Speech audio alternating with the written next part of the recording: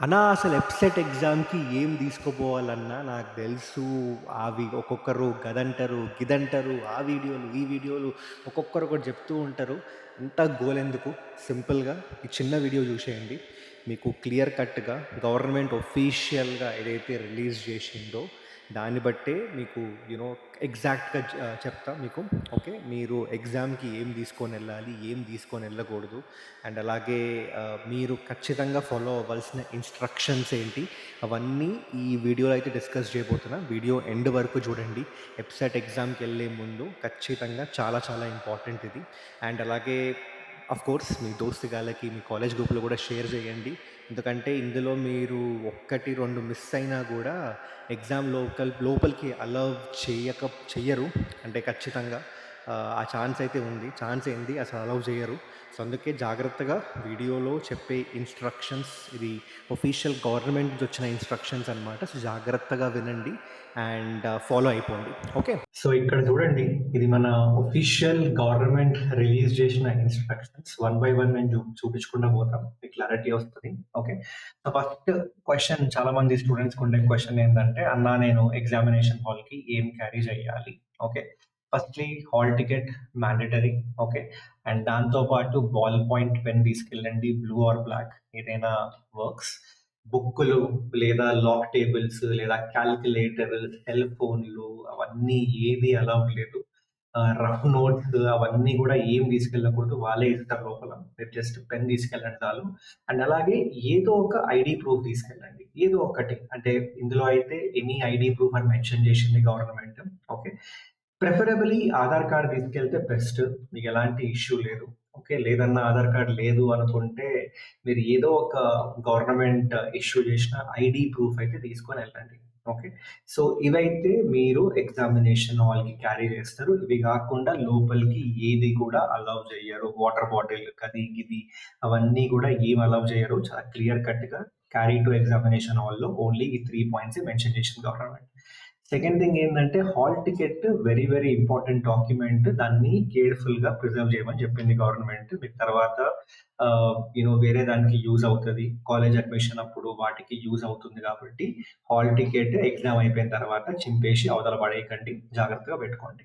Third ఏంటి అంటే hall ticket is not transferable. Any tampering will lead to disqualification. So, కొంచెం hall ticket again మళ్ళీ కొంచెం hall టికెట్‌ని అటు ఇటు కొంచెం అటు చింపేసి, గంచేసి, ఇచ్చేసి అవన్నీ ఏం చేయకండి. జాగ్రత్తగా ప్రిజర్వ్ చేసుకోండి.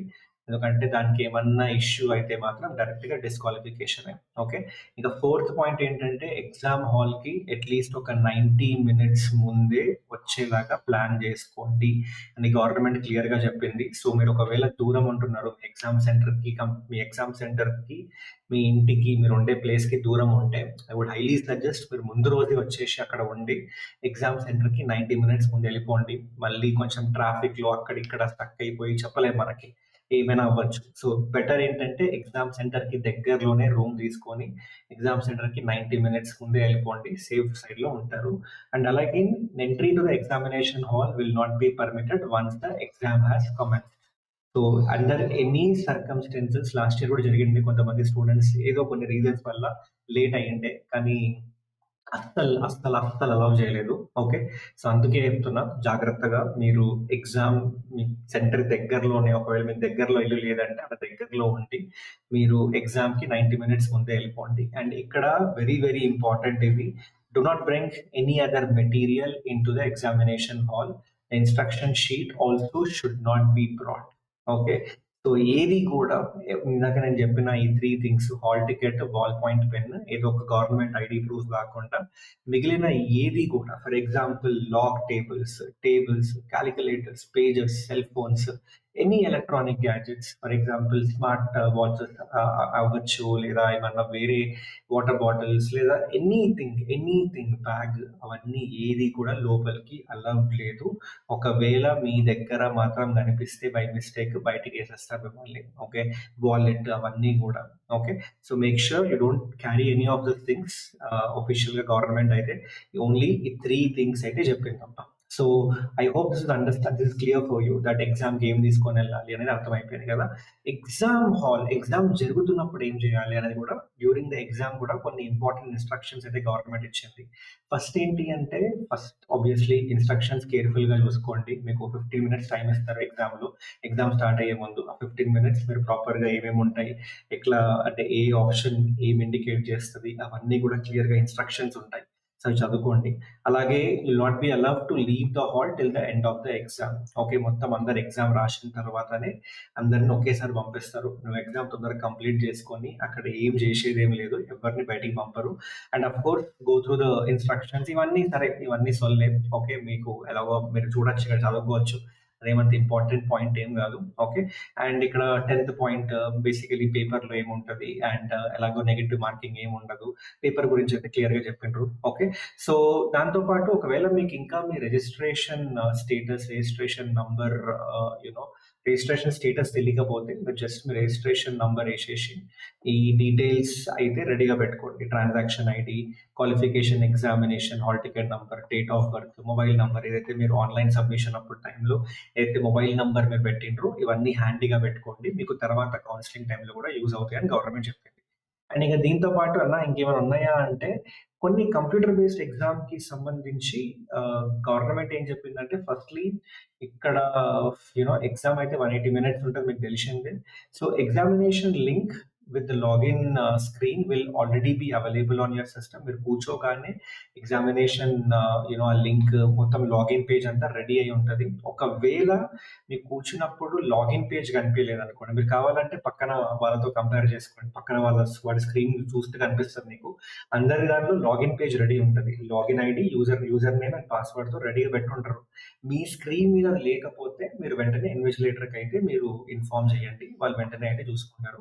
And 15 minutes prior to the exam will be prompted to login. ఇందాక చెప్పినా కదా 15 మినిట్స్ ముందే మిమ్మల్ని లాగిన్ చేయమంటారు. ఎగ్జామ్ స్టార్ట్ అయ్యే 15 మినిట్స్ ముందే. ఆ 15 మినిట్స్ మొత్తం మీరు ఆ ఇన్‌స్ట్రక్షన్స్ అన్ని చదువుకోవడానికి టైం ఇస్తారనమాట. అండ్ ఆఫ్ కోర్స్ ఈ fourth point very very important. Copying is not allowed. మీరు కొంచెం అటు జరుగుతా, ఇటు జరుగుతా వేరే వాడు ఏం చేస్తున్నాడు, వేరే వాడు ఏం ఆప్షన్‌లు పెట్టిండు, ట్రై చేస్తా అంటే ఇంక అది మీ రిస్క్ అబ్బా! ఎందుకంటే మీరు గాని ఒకవేళ పట్టుకున్నారనుకోండి ఇంకేం లేదు. మీ మీద సివియర్ యాక్షన్ ఉంటది. అసలీ మిమ్మల్ని కంప్లీట్‌గా డిస్‌క్వాలిఫై చేస్తారు. ఎంసెట్ రాయనీయకుండా చేస్తారు ఈ ఇయర్ అయితే.